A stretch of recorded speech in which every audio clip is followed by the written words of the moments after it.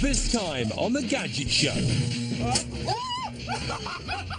We've got the scoop. Oh, lovely. Yeah. Nice. On tech-flavoured ice cream. I feel like a mad professor.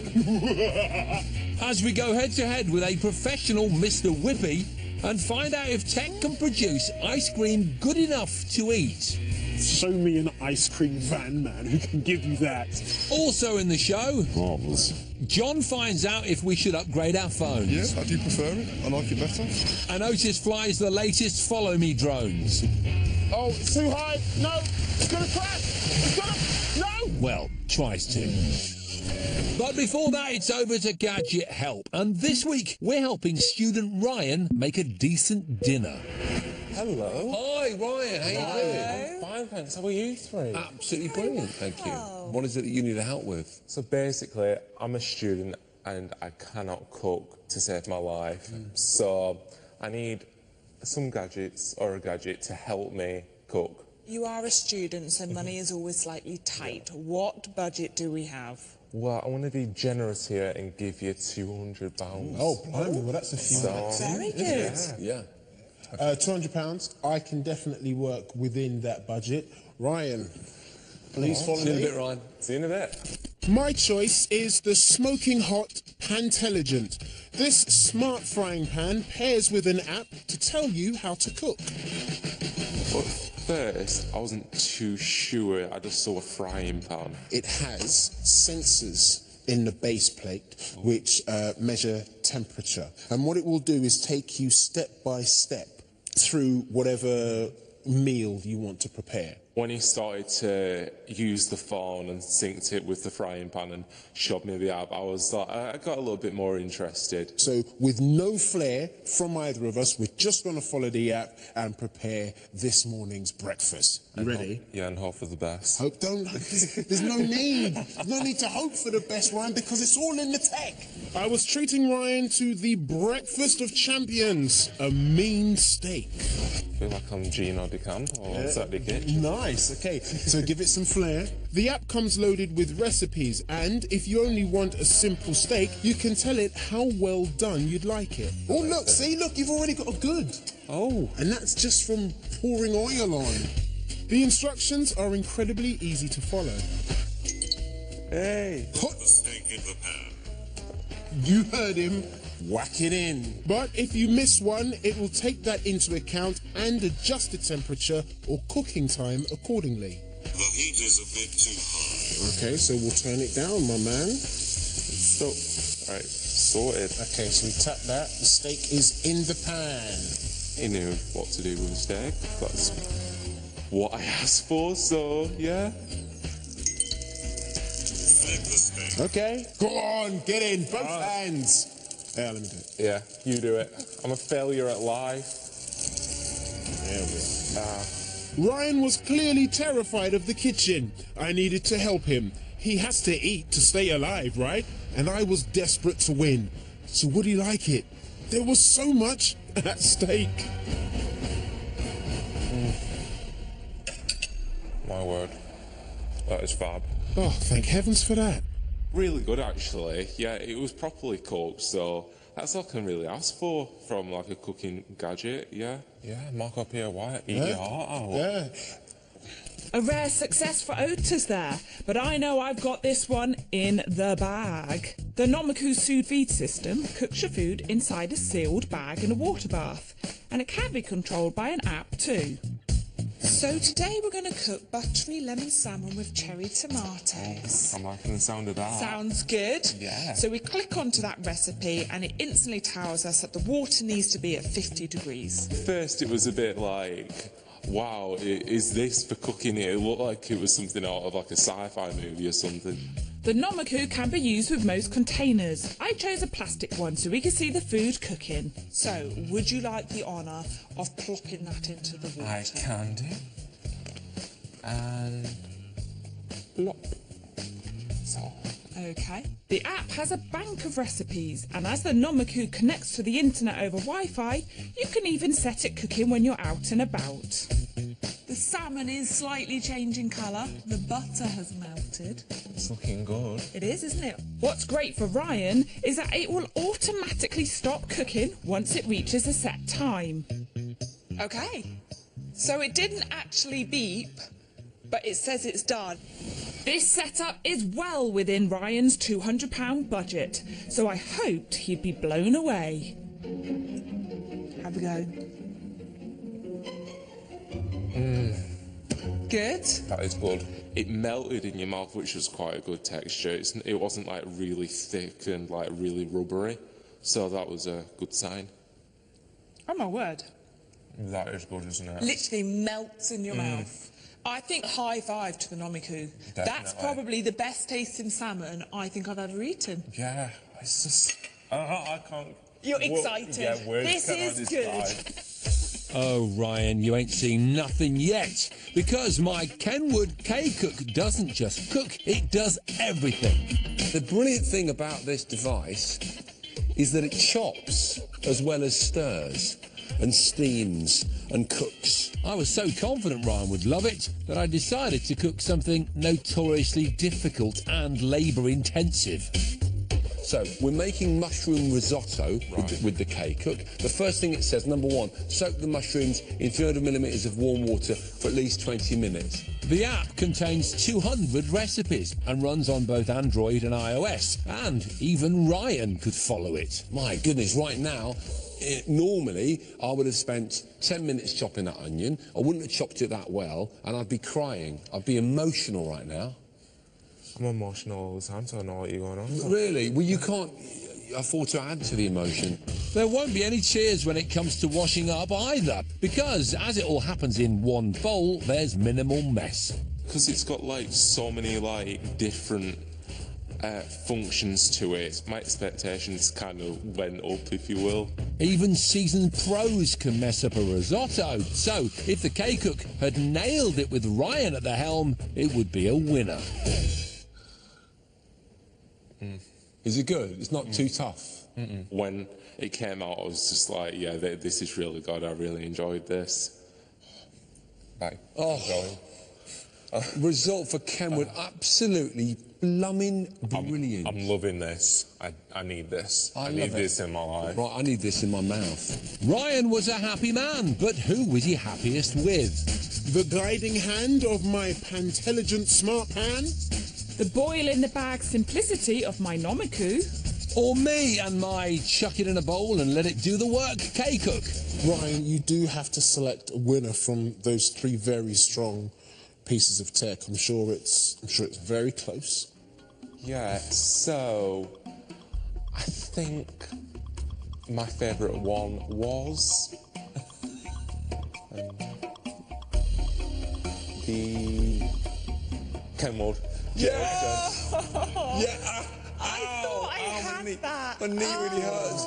Well, mate. Oh, thanks, man. Ow! I chose the Kenwood just on the basis of practicality. Okay. Yeah.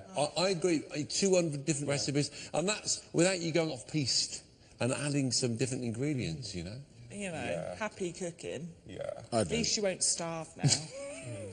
Oh, don't worry, Otis. I'm not worried at all. You'll win one day. Not worried. One day. Yeah. Not worried. Now, if you love gaming, you'll love this. Nintendo have released details of their next console, the Switch. The Switch is primarily a home console, but does come with a removable tablet-like device, meaning you can play games out and about. It's not due for release until spring next year, but we all think it looks boss. Time for a quick break now, but after that, John has got the lowdown on upgrading your phone. Worth upgrading's the new one for you. Yes. Yes! Woo! Yep. Okay, let's go. And Otis finds out if the latest Follow Me drones are actually any good. Look at that. Beautiful.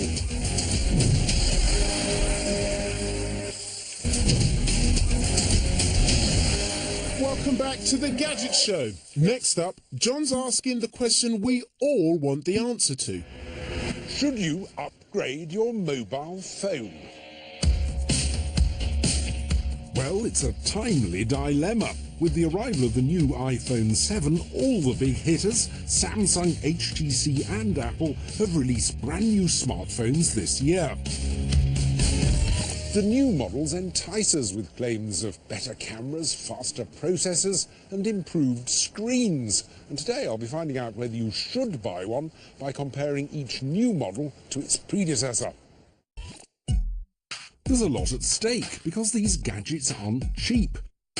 Many of us only afford them by signing contracts where you pay monthly not only for your minutes, texts and data, but also the cost of buying the phone itself.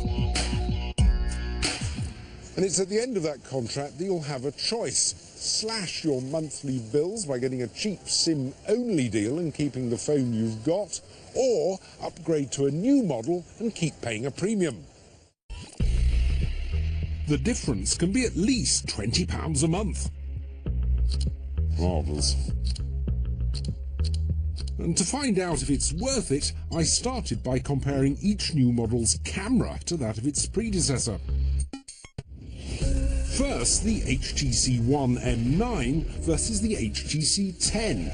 Now, with the HTC 10, as opposed to the M9, they've gone for fewer pixels but bigger. They've cut the pixel count down from 20 to 12. Now, in bright light like this, you do notice there's less detail in the newer phone shots, though if you're shooting in lower light, I found you do get overall a better picture with the newer phone. So a bit swings and roundabouts. So if you're an M9 owner, it's probably not worth upgrading for the camera alone.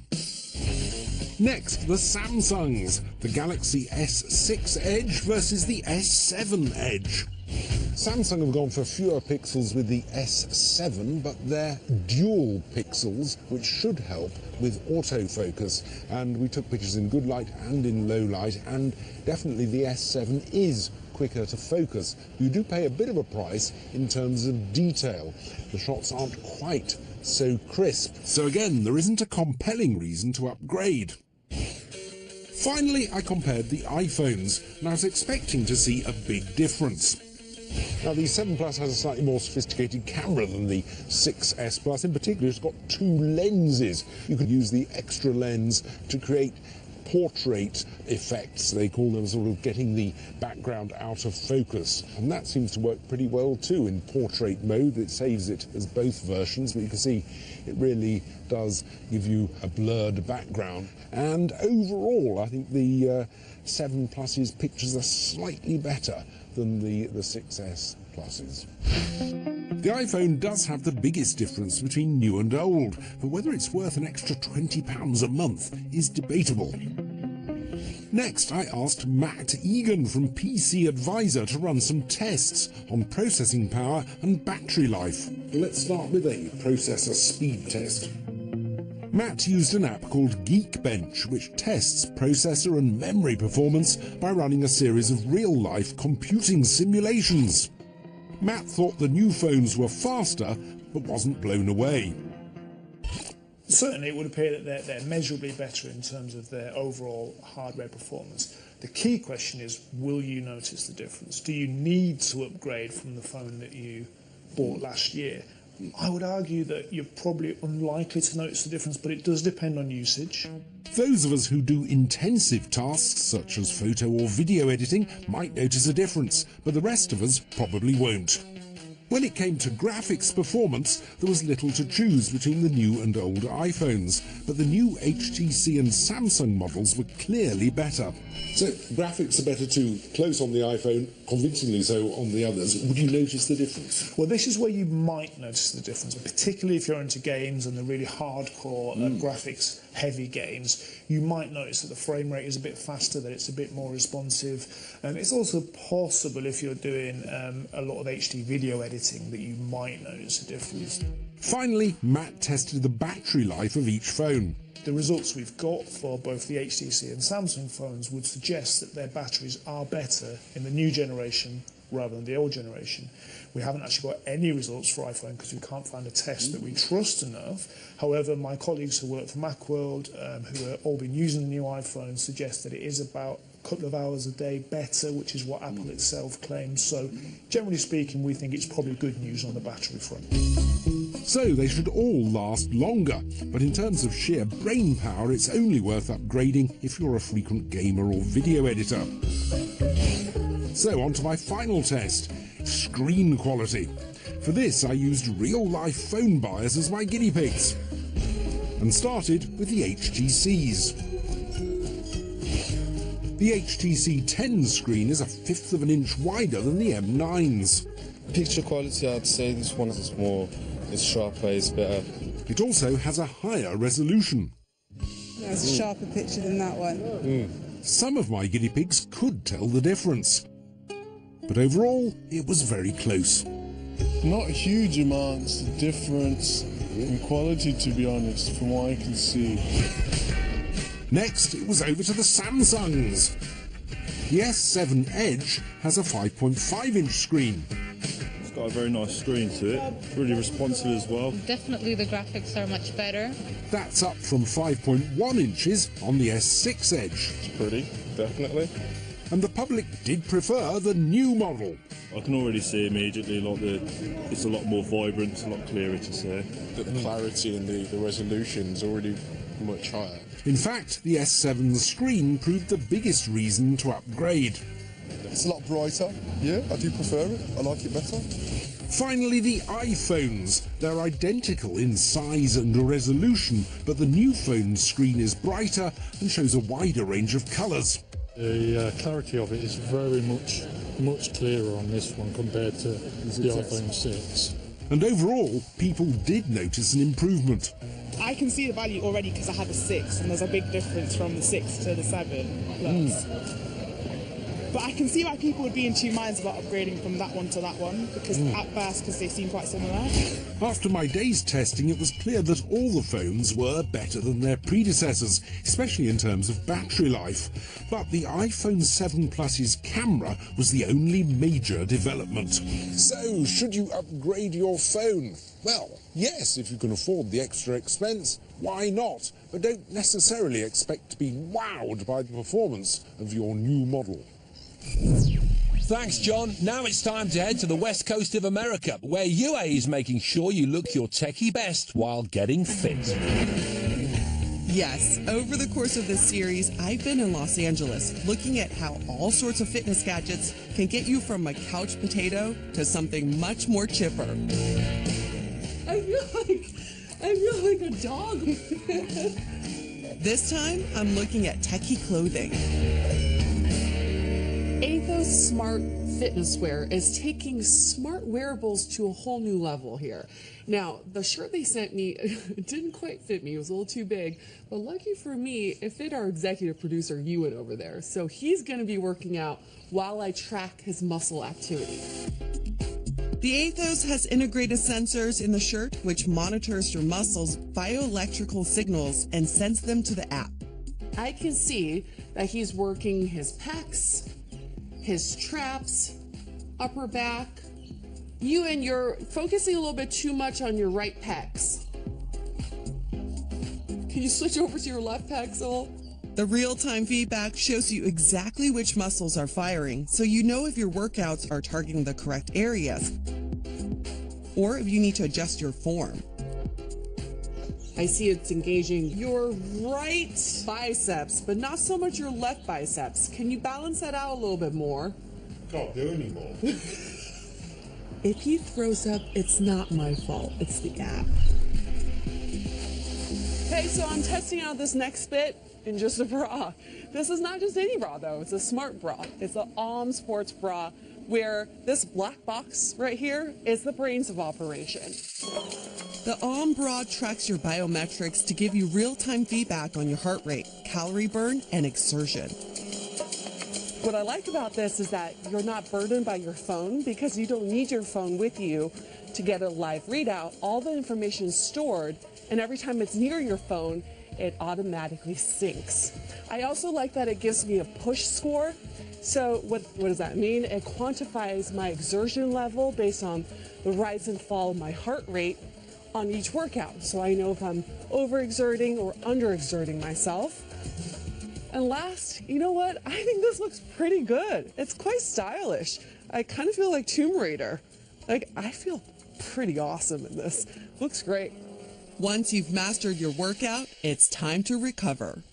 After a great workout, it's so important to have proper recovery. So today, as you can see, Ewan is falling asleep in his Copper Skin Z top. This top is packed with the latest compression technology, which promotes good circulation after a workout. So as he rests, his muscles are recovering as he's doing nothing, which is nice. And on me, I've got the Hyper Ice Wrap, which uses cryotherapy and compression to really help me recover from my workout. So cryotherapy is just a fancy way of saying ice bath. Professional athletes do it after tournament competition. They jump into an ice bath. This is a much more comfortable way of helping your muscles recover. It's delivering that low temperature, evenly distributing that to your affected muscles. And the compression helps with blood circulation. And when your muscles have properly recovered, you can go out and work out again. Shall we do round two? Yeah? Ewan, want to do round two? Ewan? Who knew tech could be so tiring? Join me next time when I'll be taking a hard-hitting look at advanced tech for the more committed fitness fanatic. Thanks, Yue. Now, if you're one of those people who think doorbells are boring, then look at this one.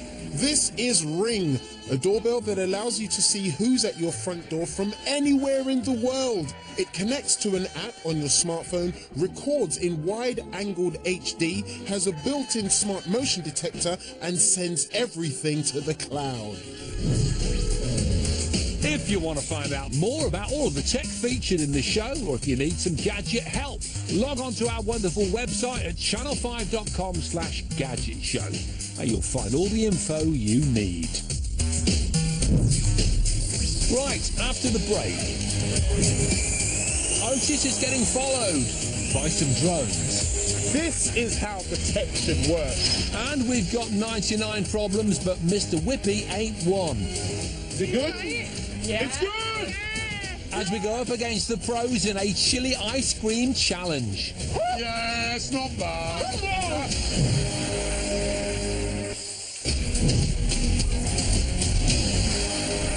Welcome back to the Gadget Show. Next up, something of a big deal, because one of our favourite types of gadgets has finally been given the feature we've been waiting for.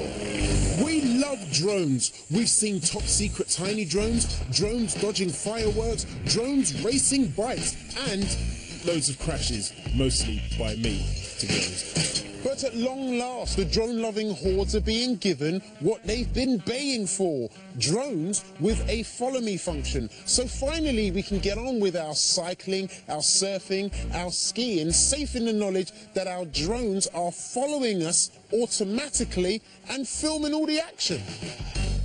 It could be a watershed moment, meaning we no longer need top-notch piloting skills to use them, or to drag along a mate to do the filming for us. And maybe, just maybe, it means I won't crash them. These are 3 of the first drones with follow me functionality available on the market. My mission is to find out if they work, and if they truly will follow me. The follow function of each model can only be engaged once they're in the air. So first, I wanted to test how easy they were to take off and fly manually. What you're looking at is the Dragonfly from Sim 2. You can fly it with its own smartphone app, but I wanted to test it with its accompanying watch controller. Check that out. Getting it off the ground is fairly easy. It's a long press of the start button and then a quick hit of the takeoff button. Moving forward is a long press of the forward arrow. You take your finger off, it stops where it is, it will hover. Nice. Now, my one issue with this is you can only really move in one plane at a time. I can only move left, forward, right, or back So no diagonal flying for the Sim2, but the watch was at least easy to get to grips with, and the HD footage from the camera looked decent too. It can also shoot in 4K, but at only 15 frames a second, the movement would appear jerky and unpleasant. This HD footage is good enough for me. So now I'm going to bring it into land. And there we are. Next was the Parrot Bebop 2. This is available with a traditional controller and first-person view goggles at an extra cost. But I reckon new users are better off with the simpler, cheaper smartphone app. So I tried that. Now, I like this. It's very easy to operate. You've got up, down, forward, left, right, yaw. This one is a lot more responsive. A lot more responsive. Woo! Yep, okay, let's go. It makes really good use of the multi-touch functionality of your smartphone, so I can engage in 2 different operations at the same time. So yes, I can yaw right and turn right at the same time. I can reverse with a turn. It's all beautifully responsive, and they come in at a really nice and affordable rate as well. This is gorgeous. The Parrot doesn't shoot 4K at all, but its HD video is clearer and more colourful than the Dragonflies. It's just really nice to use, and it honestly doesn't take that long before you're, doing some really nice movements with it. I'd be happy to go home with that one. My final drone, the DJI Mavic Pro, would need to be very special to outdo the Parrot, especially as it's over twice the price. Now this is as responsive as it gets. This to me is scary tech. I'm already nervous because of how expensive it is. The Mavic comes with a traditional controller as standard. You can slot in your smartphone for additional functions and a view from the camera. Look at that. Beautiful. It just glides. And when it's hovering, it does just that. It just stays where it's at. All the drones hover when you let go of their controls thanks to GPS positioning, but the Mavic is more stable thanks to sensors which track the ground below. Oh, look at you. You're a beauty.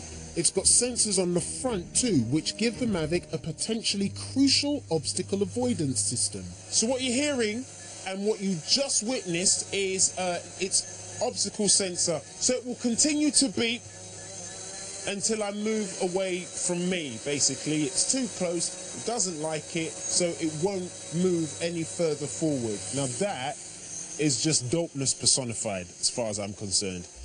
Next, it was time to test the function we've been waiting for. So here's the plan. I want to see how well these Follow Me drones can do just that. Follow me, yeah?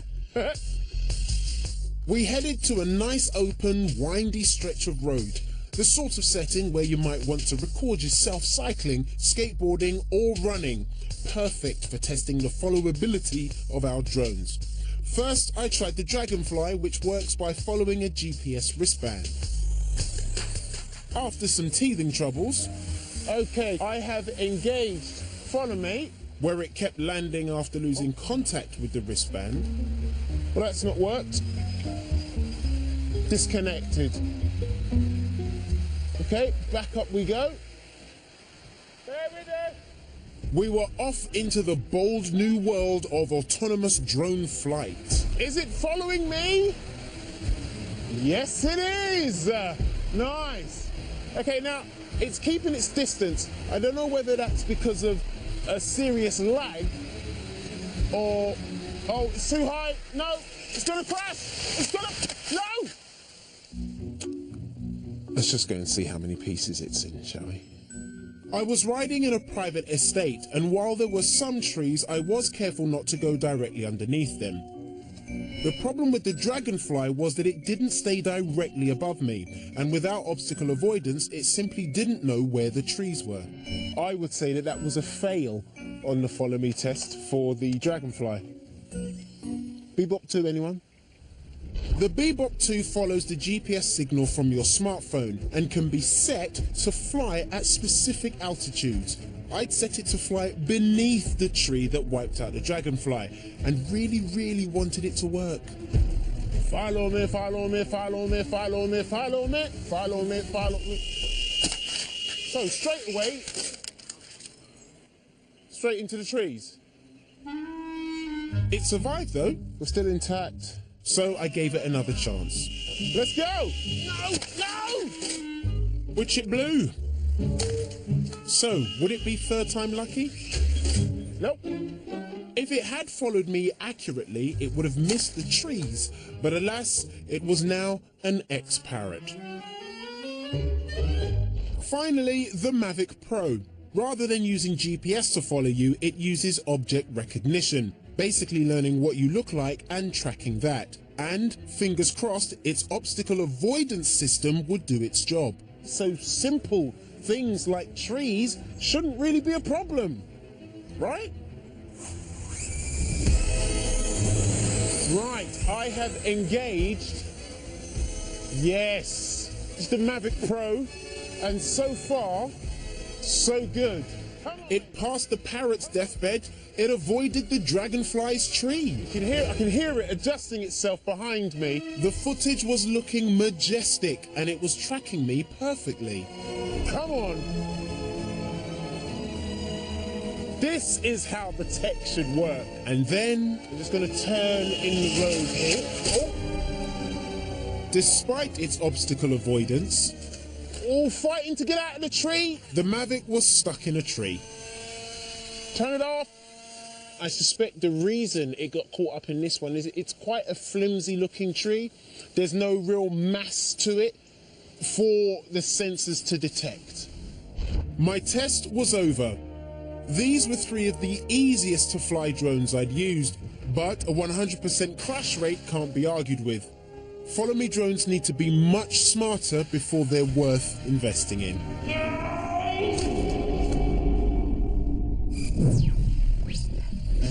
Right, up next, it's our Gadgets versus the Pros challenge. This week, Otis and Amy take on a man and his van in an ice cream making showdown. For our ice cream challenge, we've set up shop at Conker's Activity Centre. Now, I know what you're thinking. Autumn is not the ideal time to sell ice cream, but we will not let that hold us back. No, we are armed with the latest in ice cream making tech, and I reckon R99 could absolutely blow away our competition. Yes, let's do it. Our task was a simple one. Go head-to-head with an award-winning ice cream man, and whoever had the most happy customers at the end of the day would win. But who was our competitor? This is John, and ice cream making is in his blood. His family have been serving their secret recipe for over 85 years. But how hard can it be? I mean, it's soft, it's mushy, it's sweet. You can almost present it in any form you like. It's so difficult. It's so difficult. I thought I'd let you have a go. Yeah, go on. You first. I've always wanted to have a go. Turn the sheet Okay. on for you. There you go. All yours. Ready? Go on, Amy. Go on. Show us how it's done. No pressure. Whoa. Wow! Look at that! Hey? Covered in it. Here we go. If you, yeah. Right. Here we go. Gonna start. Come on. Oh, he's going. Yeah, it's not bad. Come on! That's not bad. I mean, look, it's kind of half. But that, I mean, first time, it's not bad.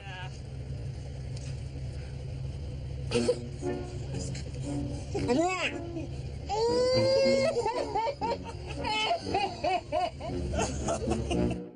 Brain freeze! John was some serious competition. We headed off to get our ice cream ready. I was armed with the Smart Scoop from Sage. This clever number claims to take the pain out of ice cream making.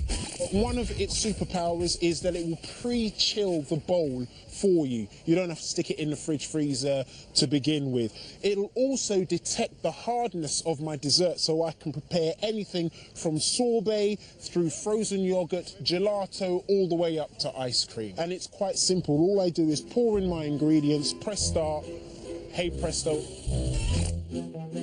And I had volume covered with this electric ice cream maker. The advantage I think we have with this is that it's got a 2-litre capacity. Oh, nice, nice. So we are going to have plenty of ice cream. It's got 2 paddles in there, that's rotating and churning. And then I've literally got the 2 options of gelato or ice cream. So, both our and John's ice cream machines were locked and loaded. It was time to kick some ice. Are you ready? I'm ready. All right, in 3, 2, 1, let's go! Who'd like an ice cream? It's all ready. John wasted no time and got serving straight away. You'll probably try theirs later. I think you'll find it's not as good. This is a really nice ice cream. His ice cream was literally on tap. Would you like some juice on it? There you go. Thank you. And getting lots of happy customers. But we were still waiting for our machines to produce the goods. Fortunately, we had some super cool gadgets to speed things up. Mine's a sweet spot ice cream maker, and it is instant. So all I have to do is pour in the mixture. It's just going to instantly freeze. Oh, okay. Designed to fit in the freezer, the sweet spot base needs to be pre-frozen for 24 hours. Once ready, you simply add your ingredients to its non-stick surface. Oh yeah, it is as well. I, on the other hand, had the shake and make.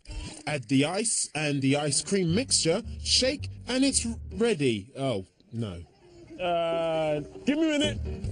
I wasn't doing much better either, but we needed to serve something. So this is definitely not gone as firm as I wanted, but I think maybe if I just disguise it with toppings, then they won't realise how sort of soft it is. Yeah, good, Yeah? good.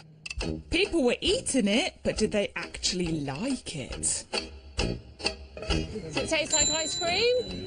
It tastes like ice cream! That's nice. That's nice. Thumbs up. We got a thumbs up. So a few tentative yeses for the sloppy sweet spot ice cream. So far, so good. Just have a scoop of that. Have a taste. I'd shaken it as fast as I could, but was it any good? Yeah. Oh no! Safe to say our instant ice cream was hit and miss. This could be a disaster. Hello! John was like the Pied Piper. He was on an ice cream serving spree. There you go. Thank you. Finally ready, we hoped our churned ice cream from the Sage Smart Scoop would get us back in the game. How's it feel? No, that's good! That consistency is all right. So it tasted good, but presentation would be key. And to wow our crowd, I had something a little special. The banana surprise. It's okay. This just takes out the middle section of your banana. Right. Banana hollowed, it was time to add the chocolatey surprise. You are in for such a treat. Add the ice cream. Oh, lovely. Yeah. Nice. And top it off with the Icy Gourmet Whipper. This pressurized bottle will create instant fresh whipped cream. Oh, yeah. With just one squirt. That looks like a delight. Show me an ice cream van man who can give you that. Enjoy. You tell us how it tastes though as well. Yeah, all of it. Well, it might have taken all morning, but we finally had some proper happy customers. I reckon these banana splits are the way we're going to win this competition. Yeah. Join us later to find out if our tech can continue to compete with John's super popular 99s. Cannot go wrong, surely. Do not say those words. we've reached the part of the show where we like to give an insane amount of gadgets to one of you lucky viewers. And boy, have we got a cracker of a prize fund this time, because not only are we giving away a truckload of tech worth £35,000, we're also going to chuck in 10,000 quid cash too. Imagine that, 10 grand in your back pocket. Wow. And a house full of gadgets. Now listen to this list. You would be mad not to.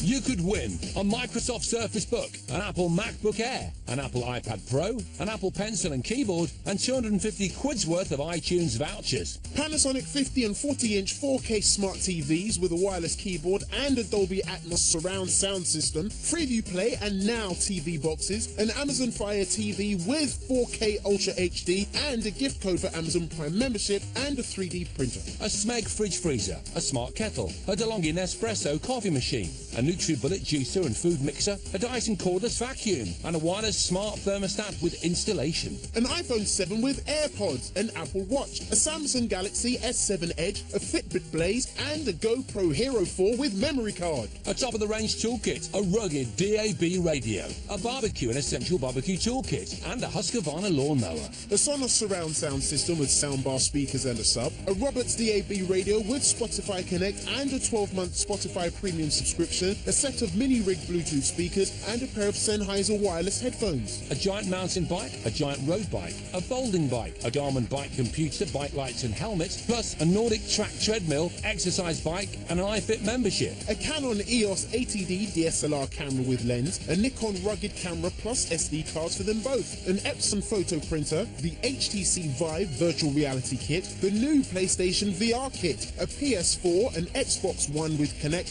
and a Nintendo 3DS XL and games for all those consoles. Plus an Alienware gaming PC with a 28-inch 4K monitor, gaming keyboard and multimedia speaker system, and 1 month's self-storage to put all your prizes in. Finally, because we're so good to you, we're throwing in £10,000 in cash to go with your Boston bundle of tech booty. In all, it's a prize fund worth an eye-watering £45,000. And to be in with a chance of winning, all you need to do is text Gadget to 85555 or call 0902 0555 055. Or post your name and contact phone number to The Gadget Show, 2403, PO Box 7557, Derby, DE10NP. Texts cost £2 plus one message at standard network rate. Calls cost £2 plus your network access charge. Lines close at midday on the date shown on screen and 3 working days later for postal entries. For rules, go to channel5.com/win, and we'll repeat this information again at the end of the show. Right, don't go anywhere, because after the break, there's laughing, there's crying, and burning. I don't feel that burn, girl. Oh, yes, I do. In the second part of our ice cream challenge.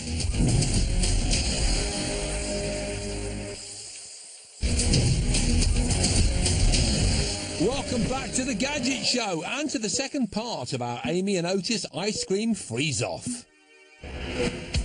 We were halfway through our challenge against a top ice cream making professional.